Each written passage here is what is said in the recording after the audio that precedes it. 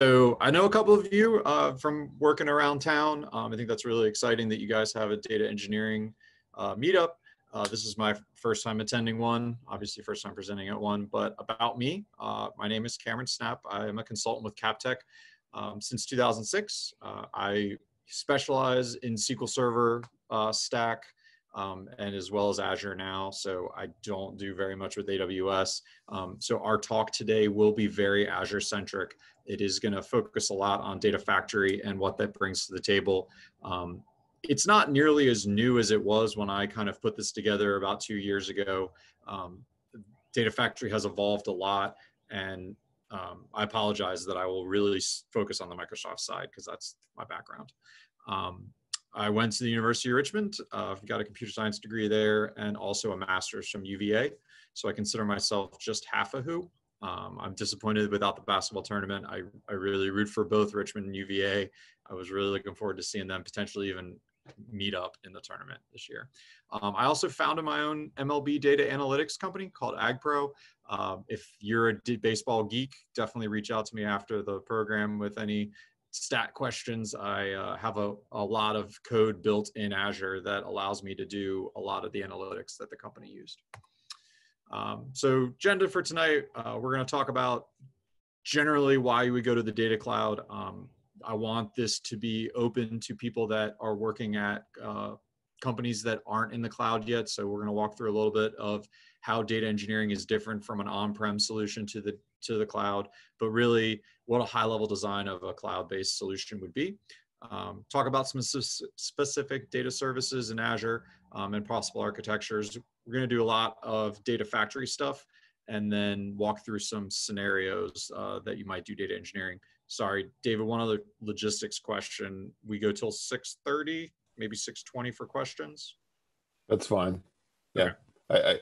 Normally we go till 7, but I think, just take as long as you need, I guess, within bounds. I tried to tailor it back to an hour, so I will move quickly. Typically I ask this question to the room, but obviously there's a lot of advantages to going to the cloud. And when we think about it from a data lens, we are really trying to reduce operational costs and having to not be DBAs where we're in charge of managing the infrastructure. I think one of the great things about being an engineer in the cloud is that a lot of that rudimentary tasks are taken care of for you. There's definitely steps you have to take when you configure the services that you want to integrate with, but you can spend a lot more of your time focused on code and solution delivery once you get to the cloud than you typically spend with an on-prem solution. We are also solving for the high availability challenge. We have the ability to do failover much easier, have redundancy. Some of the services even have that built in for you. And then we're able to meet SLA because Microsoft is taking a lot of that onus on themselves to guarantee uptime for the servers and the services that you're using. And lastly, to increase scalability so that when we have big data operations that we need to implement, say when you have that initial go live of a data warehouse, you can do it a lot faster by scaling up and out your nodes that are processing those services one time and then scale them back down for regular runtime operations. So you don't have to invest sunk money in a lot of infrastructure on-prem that would, help you get over any sort of time hurdles you may be facing. So when you think about why you would go to the cloud, some key takeaways is the business needs of what your cloud solution needs to be and your technical capabilities of the folks you have on staff really should drive a lot of the data management decision. You can't just go with a one-size-fits-all cloud solution if your company doesn't operate in that space natively, or if you have a ton of cloud experience, that might change the services you go after. You might be a little more aggressive with new ones. What I'm seeing in a couple years of working in the Azure space is that hybrid solutions are very much the norm. We have one database. Typically, a lot of customers for the past 20 years have had the main data warehouse and one server that does everything, an ETL hub, if you will, that all the engineers worked on the one box. Now we have a lot of data silos, which used to be a bad word in the industry, but now we're really seeing a lot more report marts being spun up, and a lot more auxiliary systems. For specifically, a lot of companies are doing microservices that have little central different types of data. And most important, price policies and processes need to be reevaluated. It is expensive to go to the cloud, and it is certainly cost savings opportunity, but it is also a cost risk. You need to have security policies in advance of actually spinning up services. And for the data engineers specifically, how you will design your solutions, you really need to think around how you're going to work collaboratively. It is a very different space when you talk about how you redeploy services. So high-level design, typical data engineering flow. I think this is interesting because this is very much what I consider data engineering to have been for a long time, where you move left to right. You're going to ingest a variety of types of data. You're going to have some sort of storage mechanism. But in the cloud, as we build, we're really thinking more of with an analytical lens, and we're building areas where we can do more advanced analytics at scale. And so now we have to have a place to do those advanced analytics, which may be on a different platform or using a different service than the place where we store it. And I think that's an important thing to understand up front. But where we're trying to go to the right is still similar to where it's been for the past 5-10 years, which is into some sort of BI tool or into some sort of consumer output.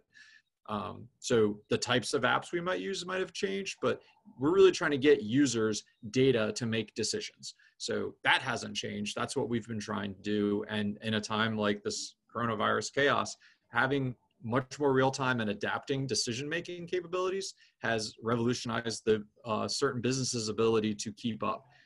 Amazon, their entire structure of how they get products to their customers is already in place and worked great until all of a sudden there was no toilet paper. So what does that mean, and how do we adapt to that? You have to have a place to do data analysis to get that kind of information to be able to adapt more quickly.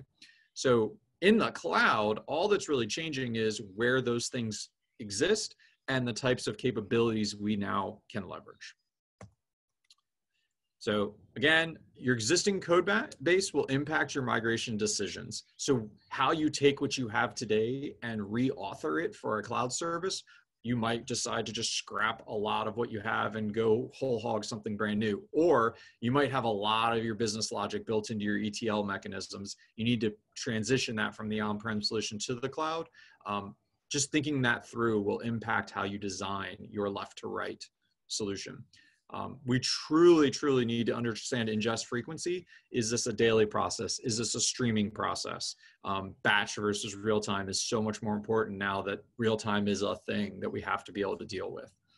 We really need to understand the compute platform. That is where the computers that are running our code run and where the data transformations happen. That might be in a different thing than what stores it.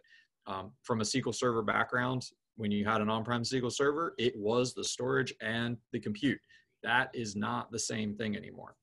And lastly, don't be boxed into a single strategy. Solve solutions with elegant data engineering, solve problems with elegant data engineering solutions, but adapt and do different things differently depending on what you're trying to get to.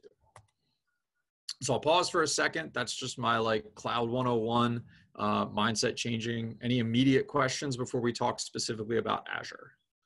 Yeah, this is Cameron Dobbs. A quick question regarding the different strategies. I think that's a great point to bring up. However, there are some overarching infrastructure or foundational pieces. First thing comes to mind is monitoring and alerting. So in a cloud platform, they can have a lot of different services or storage doing a lot of different things. There's still a orchestration layer or monitoring layer that needs to kind of encompass all of these things and report out in a similar fashion, say just success and failure of certain loads and jobs. So in your mind, is there still a need for those overarching pieces and that consistency in terms of producing an output, just for an example, for monitoring that is needed across all these different strategies? Absolutely. you know, one of the interesting things about data flows in an on-premise world, if we're trying to compare the two strategies, if you will, was a lot of the data engineerings, the DBAs, the SQL developers, half their jobs sometimes would be production firefighting. And the maturity that a company has in terms of how alerting and monitoring happens usually is a one-to-one to how that maturity will transition to the cloud, because they'll automatically start thinking, oh, what do we do when something fails? So there are different services within the Azure stack that you can build your alerting and monitoring into, but none of them do everything perfectly right out of the box. So you have to build that into your design. And I encourage frameworks and logging metrics to be fundamental early things that you think about, so that you have, and I'll get into this more, repeatable processes and the ability to trigger events based on failures or successes. So that good design totally moves to the cloud with you. You can't get away from that just because you're going into Azure. Cool, thank you. So let's talk a little bit Azure services. A lot of these hopefully are familiar to you. I'll just run through them with what they are, because I think it's helpful to have a common understanding. There are certainly plenty of other Azure data services out there. When I think about my role as a data engineer on a project, these are the things that I have to be ready to use out of the Swiss Army knife, if you will. So Azure Storage, which is also known as Blob Store, is the scalable object store for any sort of thing. It is non-structured. It is a NoSQL repository. It is the place that you would put data that's just kind of flying into your organization, video files especially, large file things. It is very cheap, but because it has no structure and because it's a little freeform, you can't do some of the things as easily with it that you can with traditional databases or data stores. Data Lake, which is specifically something for high capacity analytics where you would store a lot of variety of data, but it tends to be a little more structured, or at least a little more governed than a blob store might be. Data Lake is a specific technology that's built on top of Blob Store or Azure Storage. So when you initiate data lakes, you put them with Gen 2 specifically. If you're ever going down the data lake path, just go to Gen 2. Don't mess around with Gen 1. Microsoft's going to sunset it. But then, you know, it's built on top of Azure Storage, but it is in a more file structure organization mechanism. Hierarchical namespace is what they refer to it as. SQL database is essentially your SQL Server Enterprise that's been transitioned to the cloud. There are a couple different flavors we can talk about. The true PaaS offering is SQL database. There's also something called managed instance, which is a little more like having a VM where you run a SQL server on it, which is also another way you can move your SQL code. But now we're thinking traditional SQL databases that have very normalized structures. They do have graph capabilities, and they do have some, you can run R on your data, but really think SQL database, that's my SQL Server move to the cloud. Synapse, I wish I could talk about a lot.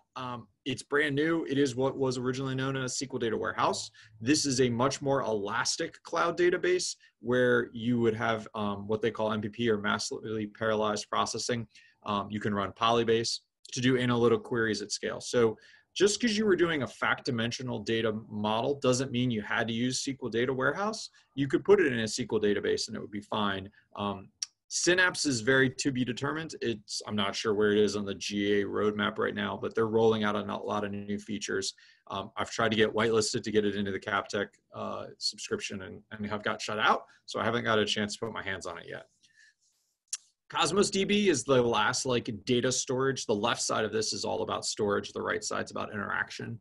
Cosmos DB is a globally distributed multimodal database. So these are your document databases. These are things that you might integrate with Mongo. You can run different APIs on your Cosmos DB to be able to interact with your data, but it's low latency. It's really good at quick reads and writes. It is not a solution for any sort of data warehousing, massive size to data sets. It gets incredibly expensive very quickly. So Data Factory is where I want to spend most of our time today. This is what's known as Azure's orchestration service. It is a little bit like a traditional ETL tool, but really think about it as the way you organize tasks, which take data from one of those services on the left and move it to one of the other services or react based on data. It is very much how the enterprise's data movement happens. Databricks is a really cool service that allows you to have cloud compute over top of some sort of storage. Traditionally, it's going to be over top of a data lake. So when I talked in the previous slide about the separation of storage and compute, think about data lakes as this place where I would store really, really big data sets that maybe people want to do exploratory analysis on, and Databricks is the tool they're going to use to do that, where they can actually run queries and do Python in different languages. It is Apache Spark based. The people that developed Apache Spark spun up their own company so they could make money. And it is the cloud analytics platform. It is available in other non-Azure cloud offerings as well. HD Insights is, from my perspective as a consultant, is starting to be less popular and less adopted. It was much more of an IaaS way, or infrastructure as a service way, to do big data. Databricks has really replaced it because it's doing so much more from a platform as a service capability now. But similar idea that you have high available, very wide scaled clusters that allow you to do very large data analysis in the cloud. You had to do a lot more of the configurations yourself. And so when you think about HD Insights within Azure, think I have to do a lot more to get my clusters running, but there could be cost savings if you're very familiar with Hadoop. The last two are kind of other ways that you can move data. One is functions, the other is event hubs. Functions is something you can write in a lot of different languages, and you can deploy into your organization to react or handle data. It's a really good way to do like API conversations so that data can move from different systems. On event hubs is much more of like a shoebox where streaming data can come in and you can route it. So if you're starting to think about data coming into my storage platforms on the left from a variety of things, Data Factory is one way to do that, but another way to do it would be with functions or event hubs, where you can have the data come in and store it in Blob Store and then from an event hub, and then migrate it downstream into the structures that you need. So to take all those icons and throw them into my left to right diagram, this is what a possible big data architecture looks like to do BI. We have a variety of data sources. We're going to ingest them through one of those tools. We're going to store that data in some sort of high capacity storage mechanism. Then we need to do that prep and train thing where we actually do the analysis of what the data is and what are we looking for, how can we react, what trends are there. And then we want to take that data and serve it somewhere so that people can consume it.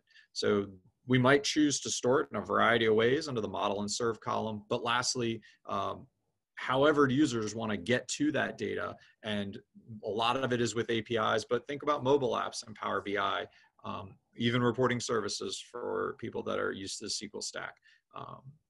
So as we move left to right, more and more analysis is happening. And what we want to do is create governed, curated data sets in that model served here that the consumers can get to quickly and do actionable information with.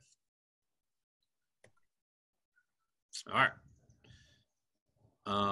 Two more slides that are very informational, and then I'll get more to Data Factory. What's the question?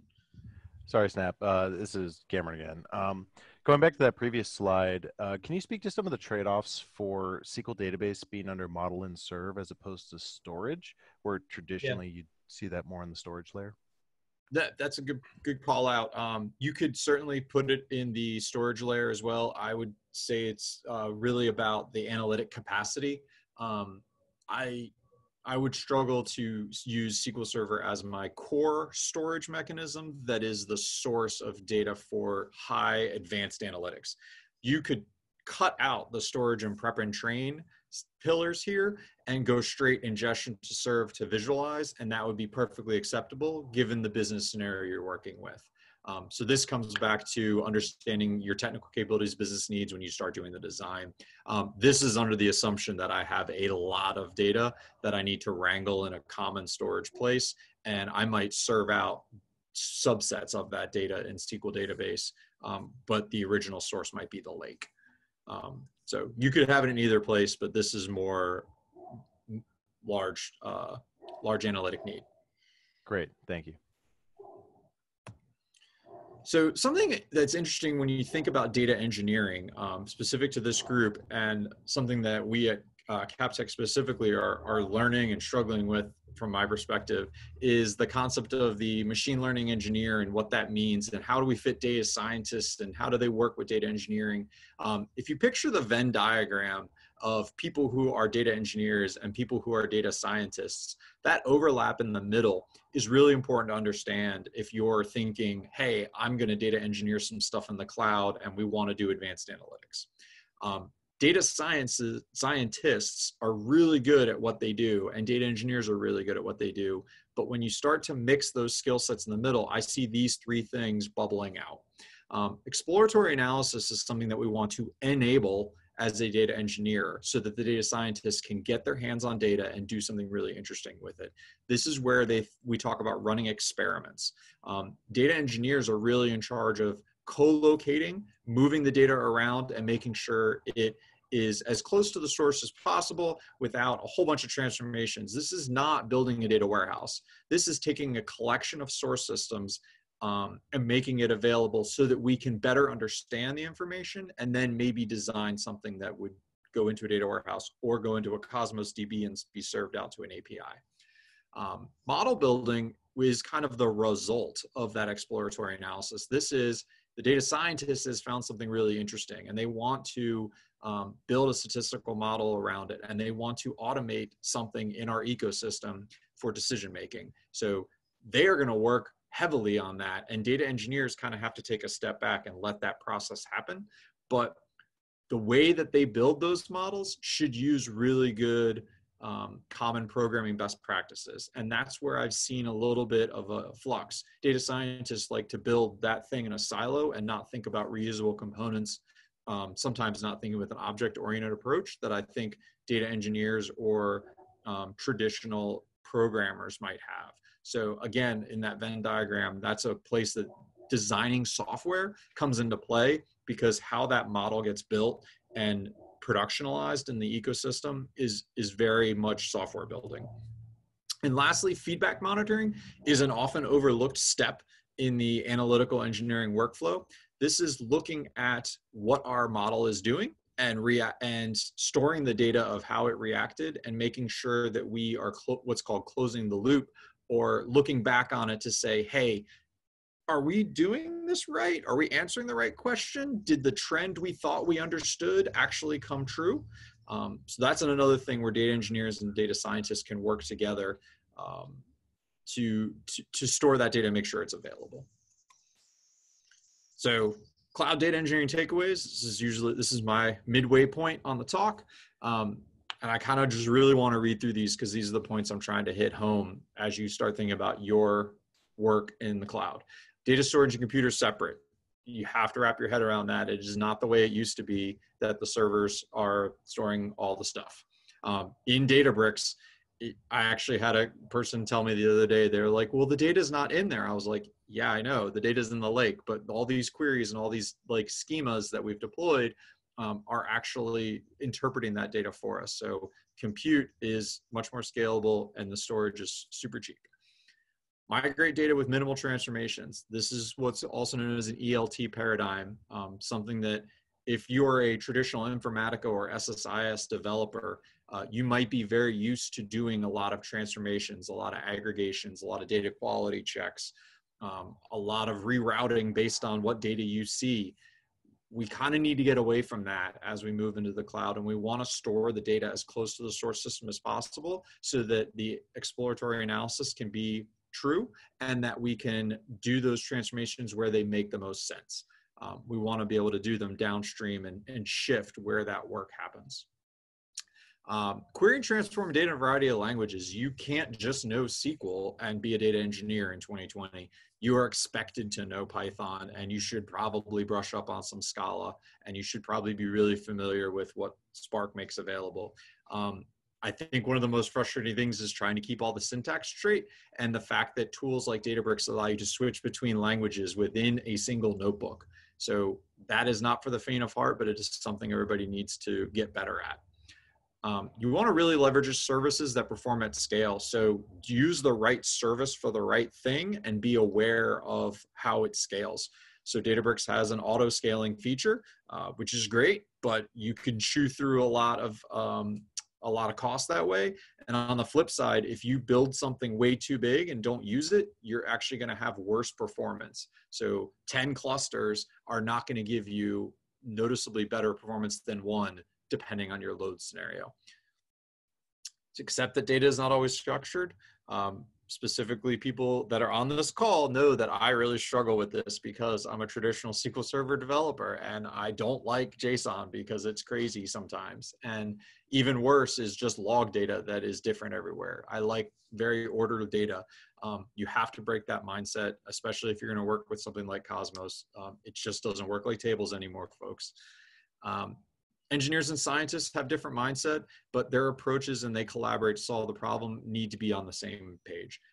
I think getting those people in a room early when you're designing an analytical solution is so important so that they have a common goal, because really the data scientists are also sometimes called data wranglers, where they spend a lot of time going out and trying to find the data they're looking for. An engineer should really create that for them and enable that process.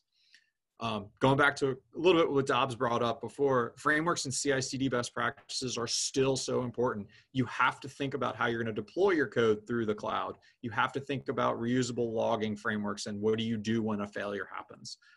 So build those early and often and decide how you're going to manage things. One of the big differences with developing the cloud is you're usually developing in Google Chrome, and you're not using Visual Studio for the people on the SQL Server side to build your SSIS packages where things are saved on a hard drive. You have to have a Git repository, or you're just deploying things out into the ecosystem. So just saving a data factory package is a challenge without CI/CD built in. Tooling and processes should be consistent, reliable, and governed even when interaction patterns are not. This goes back to reevaluating your processes and having a sound design, so that when you develop a pattern for how you data engineer, when I take a JSON file from our web server, which gets dropped every hour, I make it available in the lake. You want to do that consistently. And so you have repeatable patterns that do things. You don't want to create one-off solutions for everything. I said earlier that hybrids are the norm, and that is true, but consistent reusability is still paramount to having a successful solution. All right, another pause. How we doing? Hopefully you're learning. Hopefully this is helpful. That was very conceptual about why I think data engineering in the cloud is things that are important that I've learned. This is much more technical for the folks that are trying to build stuff and they want to learn more.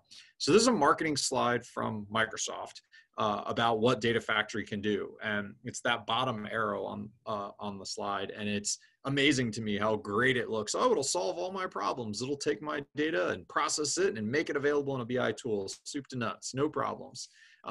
Sort of true, certainly possible. Takes a lot of work to get there, but it is truly flexible for what types of data stores we're working with and how we want that data to be used and processed through the overall analytics solution. Integration points are extensive. So for folks that haven't ever worked with Data Factory before, this is a slide I developed to kind of come up with the 4 key concepts of what the pieces of Data Factory are. If we have time, I can actually show some of these pieces on the screen too. I don't know how much demoing I can really do virtually, but I like to do some. So a pipeline is an object in Data Factory, and it is the grouping of a series of activities.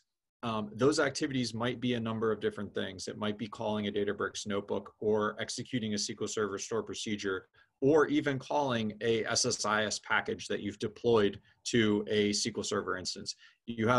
Just think about it as an activity is kicking off some process where data movement or processing will happen.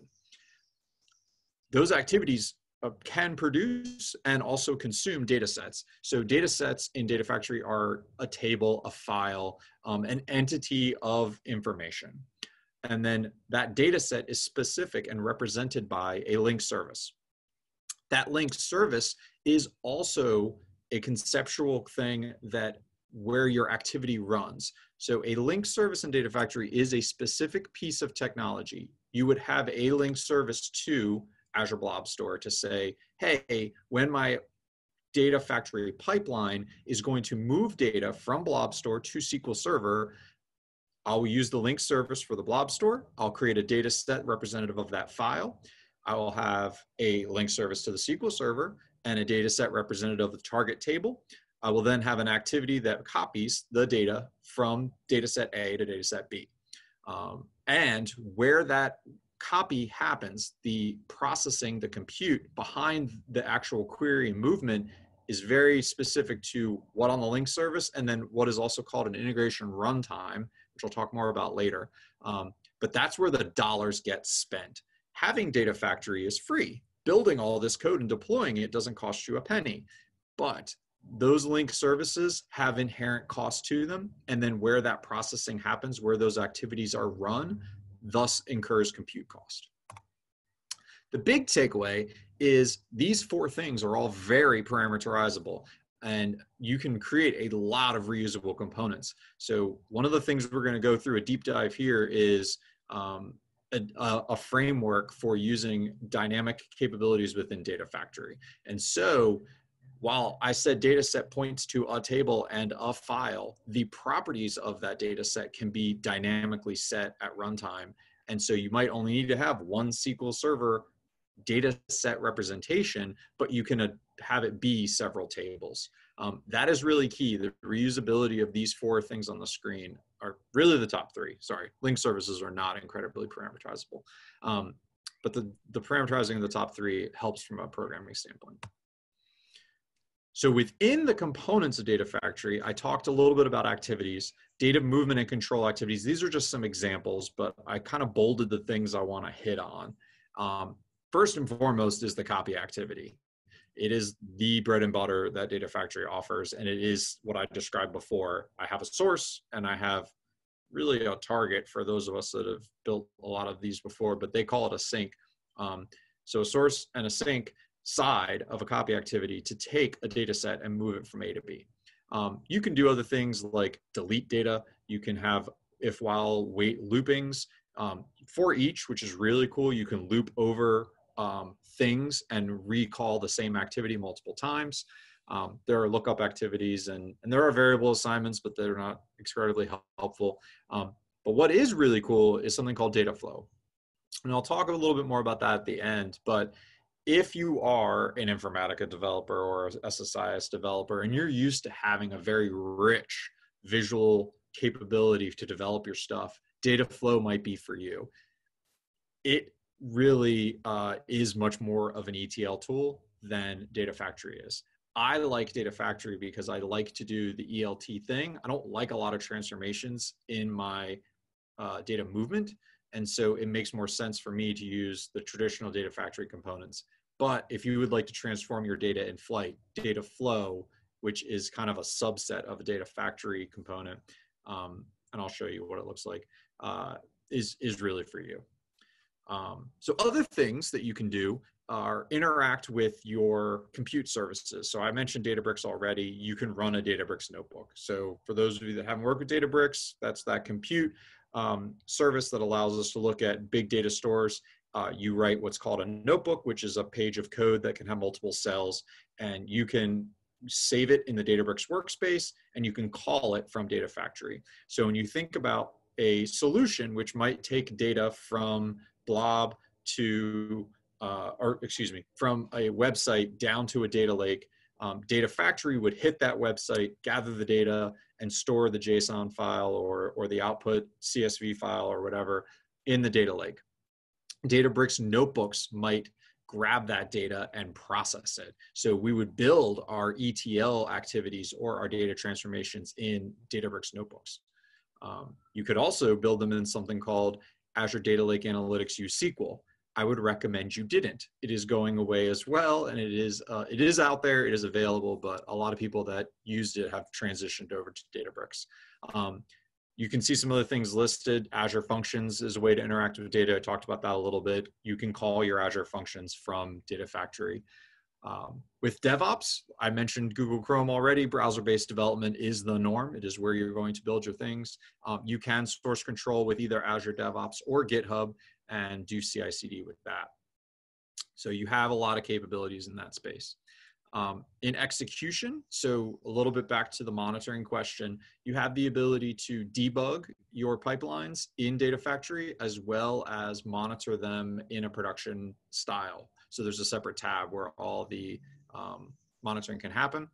And then integration runtimes, I'm gonna come back to, but I feel like I've teased enough. I will actually show you some things. In the slides, I have a link to this matrix. This matrix is incredibly important because it's updated all the time.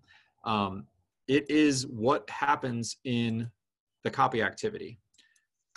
So these are what can be done as a source and what can be done as a sync and what IR supports it. And, or sorry, if it's supported by the Azure IR or the self-hosted IR. I'll explain those, like I said, in a second. But you can see all the different things that you can interact with copy.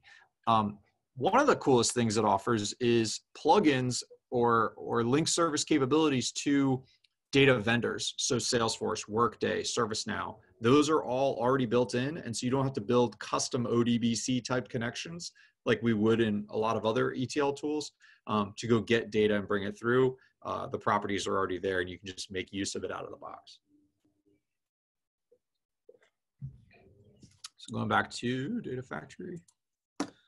This is what the Data Factory window looks like. This is a Data Factory in the CapTech Azure workspace.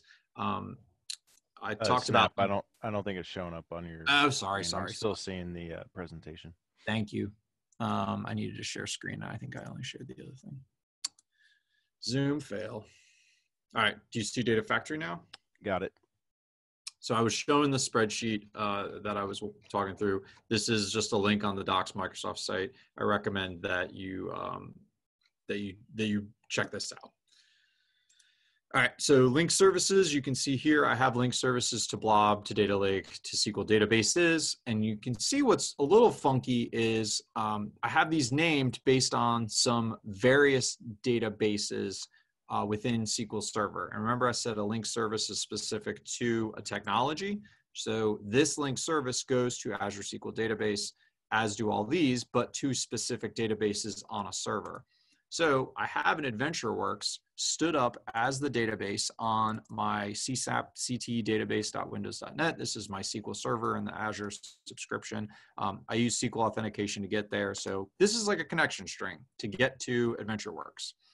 Where parameterization becomes really neat is the ability to say, hey, I want that database name to be dynamic. And so I will create a parameter on this link service so that I can change what database I'm querying on that server at runtime.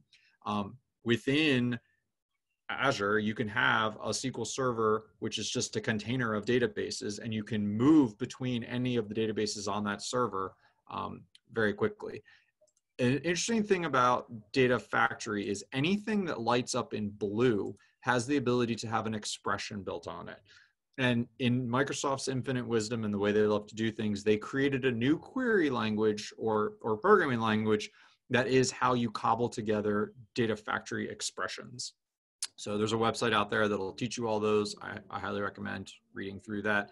But anytime on a box that you see blue, it means you can program and parameterize something.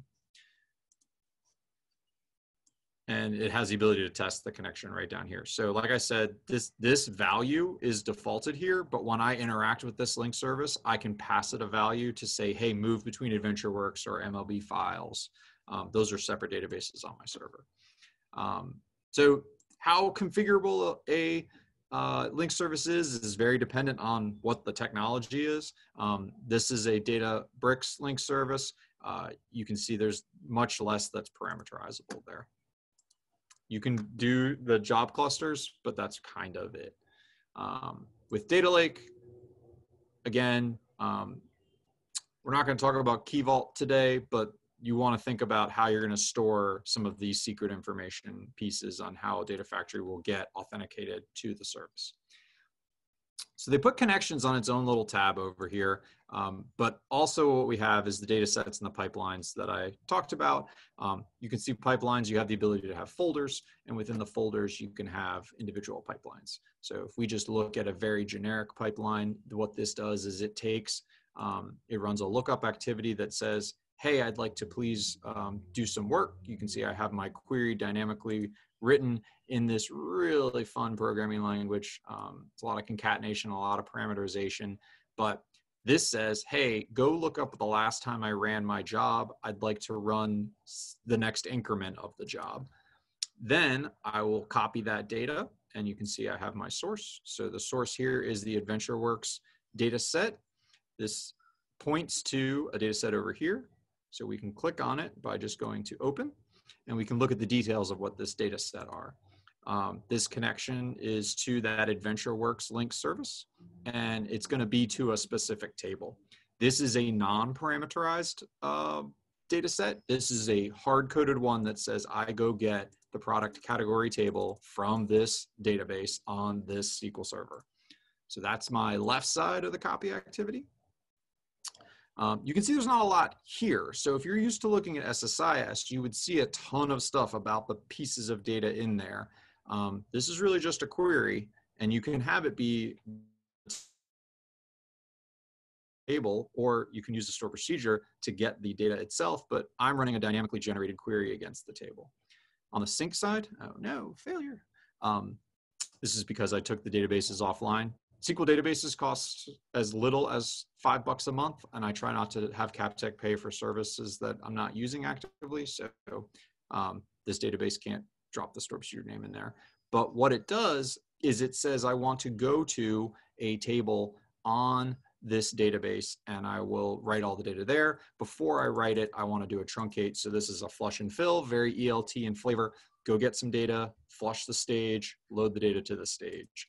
And then there's a mapping tab that shows me the columns coming in from the left to the right, and I can include them or exclude them, but notice that I'm not able to do a lot of transformation here. I can't say, hey, I want to lower this name and write it. Data Factory copy activities don't do row level transformations. This is not an ETL tool thing. This is really just an E and an L, extracting and loading. Lastly, I'm going to run a store procedure. So back to Cameron's question about frameworks monitoring, I'm going to write into the database a log step that says, hey, I want to know how many rows you just copied. One of the really cool things Data Factory allows for is to grab the output of one of your activities and get some information. So every one of these little boxes has a JSON payload output after it executes that you can make use of.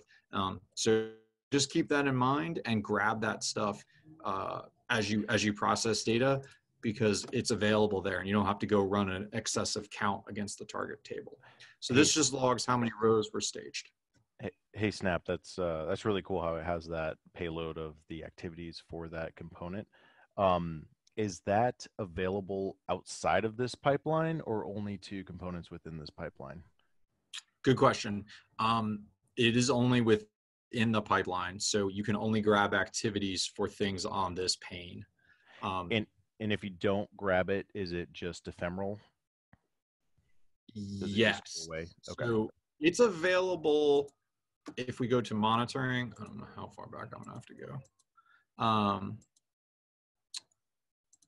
We haven't been loading much since January.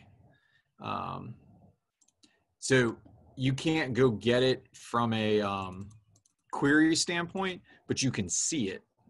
Oh, really? What are the limits here? Oh, I see. It's doing this is like the Expedia thing. I think this is a terrible interface. And then you have to click here to pick. So there isn't like persistent log files that capture that you can go reference at some point. It's more just at runtime you have availability to it. Pretty much. You can, I think they have increased, and Brandon Watts might actually know better, the logging that happens on the monitoring side. They have started to store that. When we were working heavily on building this framework, they didn't have anything. And then when we got around to it, they have some stuff now in log analytics that you can go tap into. I would recommend just grabbing it at runtime and storing off what you need. You don't even have to put it in a table. You could really just save the JSON files on Blob Store or something, so that you could go get it later if you needed to. But I like the idea of capturing it. This is also for the SSIS developer. This is very familiar of what we typically were doing, is having, end-to-end data flow tasks that had these types of lookups and row counts built into them. So this is meant to look a little SSIS-y. I won't spend too much time on this, but isn't there, was it Azure Monitor? What's the logging framework for Azure? I thought you could write out execution results in terms of start and end times to a common logging framework within Azure. Or am I incorrect there?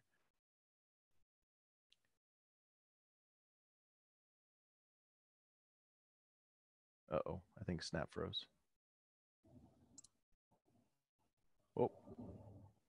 Am I back? Yeah. Okay, sorry. I'm not sure decisively how coupled Data Factory and Azure Monitor are now, but I definitely recommend if they are, then you could leverage that for sure. Cool, thanks. So this is just a quick walkthrough of what a pipeline looks like. Basically, what I would recommend in that scenario is to do something more dynamic. So we still do our date range lookup, and then maybe we want to go and say, hey, rather than just say there's this one product category table that I want to grab from VentureWorks, let's look at a list of all the tables that I want to ingest. And I actually have a framework that builds on SQL database and stores a bunch of metadata about the things I need to move. And so I'm going to go to that SQL repository. Think about it as a little configuration database that's the driver behind Data Factory. So it actually knows, hey, there's 12 tables in AdventureWorks that I want to send from the database that was there and put them into the data warehouse. So go get that list of 10 tables, and then I want to loop over them. So use that for loop, can take the JSON payload output of this lookup activity, and it can go into a for each loop. And now I have what was my bread and butter SSIS looking flow is in a for each loop, and it's going to run these in parallel. And so I can actually do 10 tables at once and capture all the metadata about what happened in the individual tasks. So notice here, I'm using the generic source data set. I'm using a database name that is the source system that applies at runtime. And then it has a query that's generated by the SQL Server output that it runs that has all the information it needs. I then say, hey, what's my target system? I put the things in that target table. And then my mappings, even that thing that used to be 4 static columns going into each other, I can actually generate that on the fly too and apply it at runtime. So 10 different tables, 10 different mappings, 10 different target systems, target databases, target tables, and then writing out the counts. And then once that's done, I can log that the entire pipeline is done. So now we have one pipeline that uses one link service, one data set, and can perform hundreds of operations. And so the biggest takeaway is, remember, you can build things statically, but it will quickly escalate and get out of hand of having to manage all the data sets, all the link services, and all the pipelines that do each specific little task. So I would like for everybody to think about that when they start working with Data Factory. Do it from the get-go, because the sooner you make things dynamic, the easier it is to work moving forward, and you don't have to go back and retro fit things. So I know there's a lot of data sets over here, but for the purposes, some of these are static for the purposes of the demo. And again, you're still going to need a data set for every link service thing. So I have a data set for my blob store text files. But I'm setting the file path and file name at runtime. So again, heavy parameterization throughout. For ADLS Gen 2, I've got JSON files, same kind of thing. So in these data sets, you can actually preview the data. You can have it automatically import the schema if you're not doing it dynamically. And this is where you would configure the different parameters that every data set takes. So I'll probably stop there and come back when I want to do data flow. We only have, I'll probably talk for another 7 or 8 minutes, and then take it up for questions, try to get you guys to your evening by 6:40. Any initial questions on Data Factory look and feel?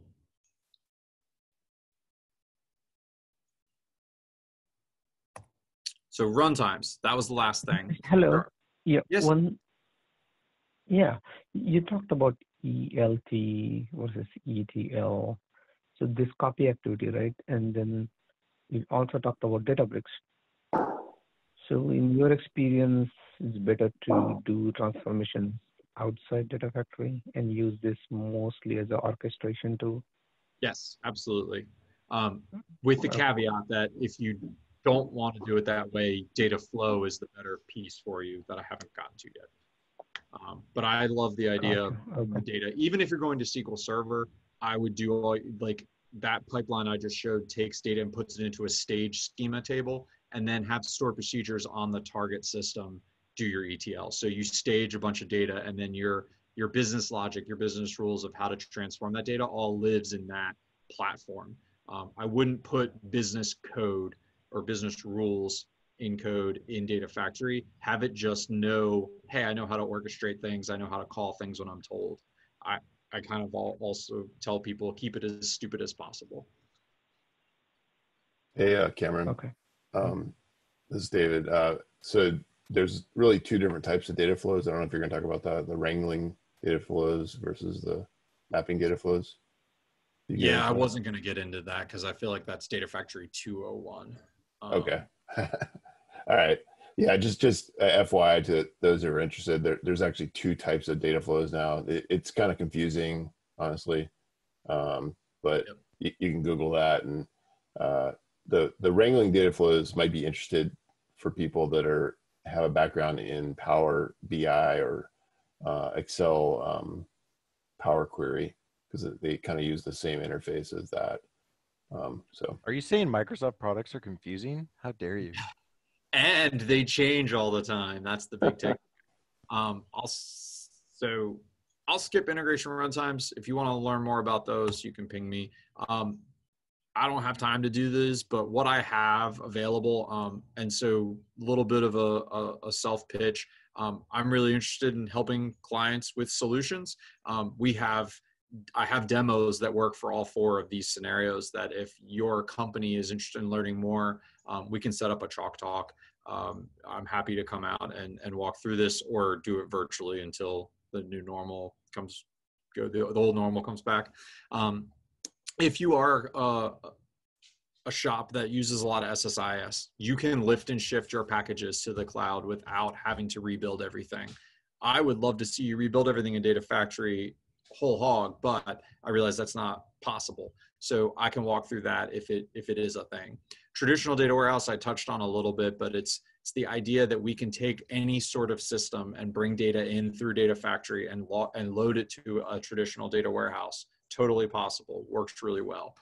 HTTP JSON loads, I have a really interesting one where the HTTP file presents the endpoint presents a JSON file, and I can dynamically put that to a table using something in SQL Server called table types, which is not new by any means, but not very well known and used. It allows you to do additions to your data set. So one of the things that's frustrating with Data Factory is, like, we're not doing transformations natively in it. We have to take the columns and write them to the target. You can include or exclude columns, but you can't add more columns to a data set. You can't say, hey, I want to add this batch ID or this date timestamp as a column in my data set through the flow. You can do it with SQL Server and table types and using store procedure loading out of Data Factory. So that's actually a really cool scenario. You can also have hierarchical pipelines, and this makes use of that, where pipelines call pipelines, and you can go down this recursion tree, if you will. Lastly, data lake ingestion. That's the big one I'd say that most people are trying to solve for right now. And that's the idea of having a data lake and ingesting all your things through. And that's using the metadata-driven solution as well. So this is data flow. As David said, that's changing all the time. I heartily encourage you guys to follow the Data Factory YouTube channel. Mark is the product manager for that at Microsoft, and he releases a lot of videos, and other people do too, about how to solve things in Data Factory. One of the things they have constantly updating on is this data wrangling, data flow, as well as schemaless drift. So the idea that your schema doesn't have to be quite so fixed. Data flow puts the missing T back in the ADF. So I was saying it's an EL tool. Data flow makes it a T, the transformations.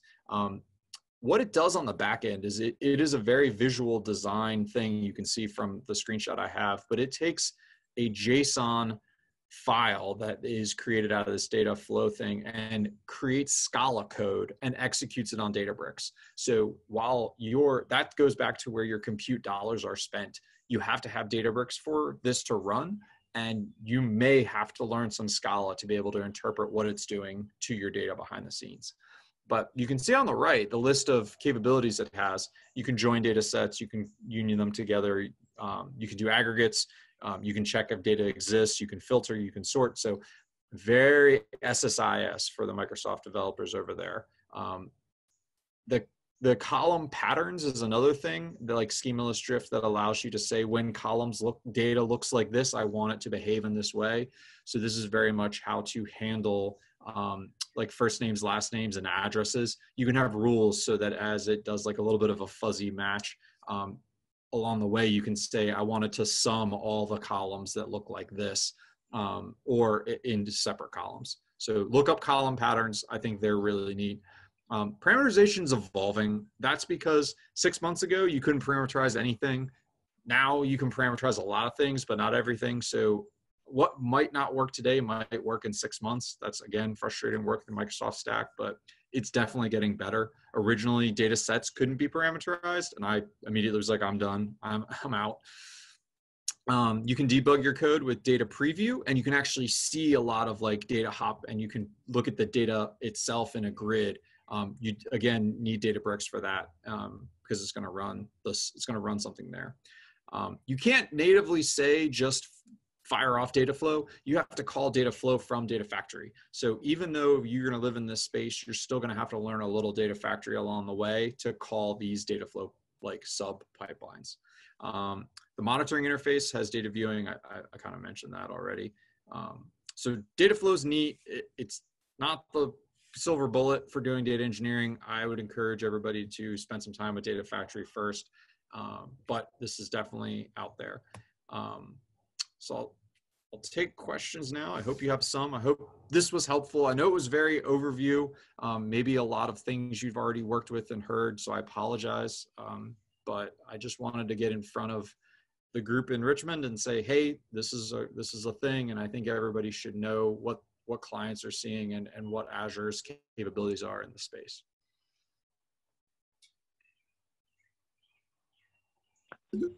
So one additional question on the, Databricks also has a native job scheduling feature, and you can call one notebook from another notebook, right? You could orchestrate that way. Yep. So I see the difference mainly here. It's a UI versus you have kind of less of a UI in Databricks world. Is that what you found as a main difference between orchestration capabilities? So I'm hearing two different questions. One is how Data Factory executes in a production thing, and then kind of what does Databricks look like? And of course, so this is Databricks. You have a workspace where you can save files. So we have just users right now that have things created, and these are individual notebooks.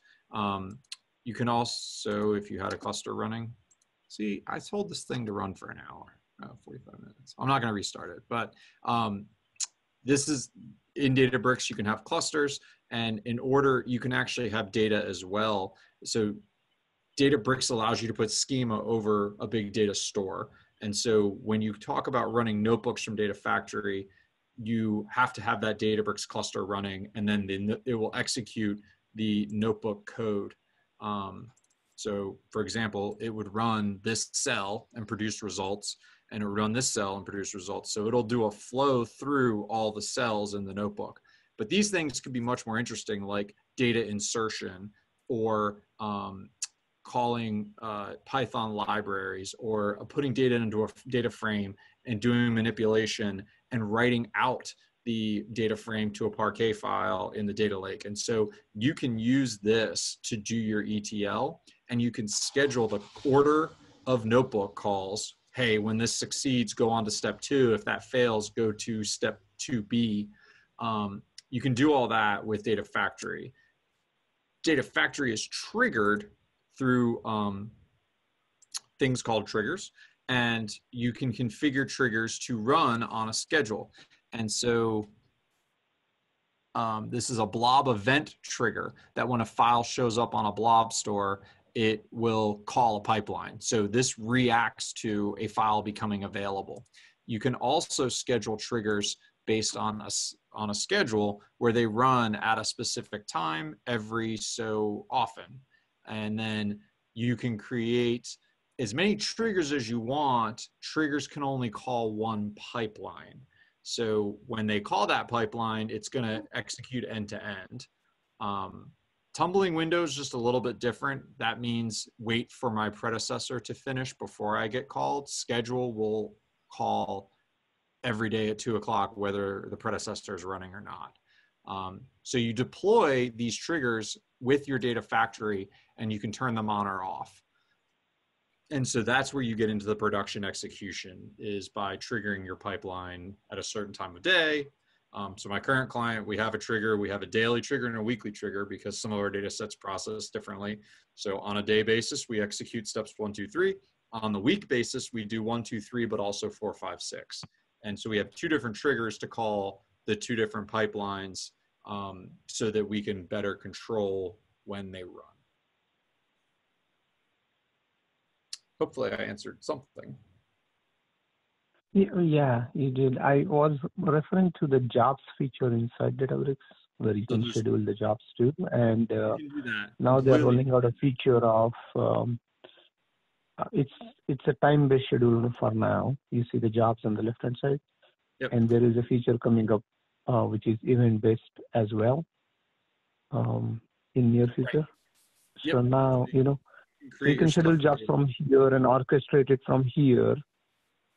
And that's where I was trying, like in ADF orchestration, do you still need that then? If I can do all my orchestration. Yes. Hey, Prasad, this is David. If I can jump in, I think for me, the ADF gives you more flexibility, honestly, because you can, call all kinds of stuff there. So having like a single place where you do all your orchestration is pretty valuable, in my opinion. And, so having a single place to go to where you can have all your jobs and everything, I think is worthwhile considering. So we used to have stuff in Databricks jobs, and we mostly consolidated on Data Factory. Okay, because you are calling other jobs, not necessarily running in Databricks from ADF. We have both, right? Databricks stuff, and we have non-Databricks stuff. So okay, Data Factory for kind of general purpose orchestration. Yep. It seems like a good, it's worked out pretty well. Yeah, because Databricks is just going to be one piece in your flow. So if you think about this, Databricks is a node in that middle gray thing, and it can run its own jobs and process its own data, but it's not going to necessarily know how to connect to those things on the left and produce things farther on the right than the data lake or the thing mounted to it. So I would encourage you to look at Data Factory to do all of your orchestration, and then use Databricks jobs kind of for internal processes to Databricks that makes sense. Yeah, sure. Plus the UI appeal. So drag and drop as well.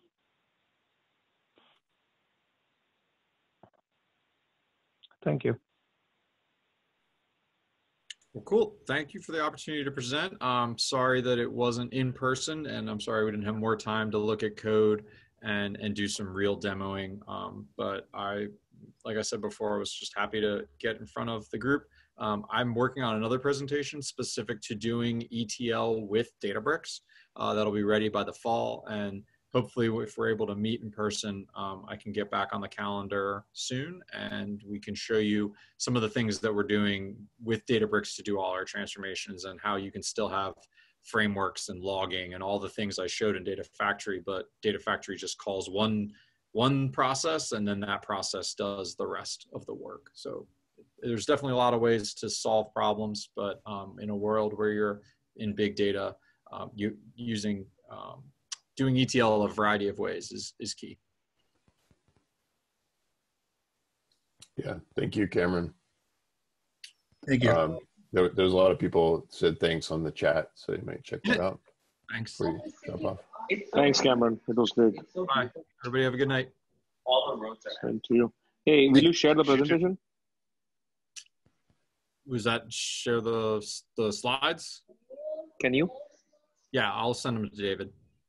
Yeah, we'll post them on the meetup, and also we did record, so hopefully we'll get that recording put up on our YouTube great channel. Yeah, thanks, David. Thank you, guys, Cool. David and Cameron. All right, Thank you. thanks everyone for joining. We'll be wrapping up. Thank you very much. Thanks, all. Like on more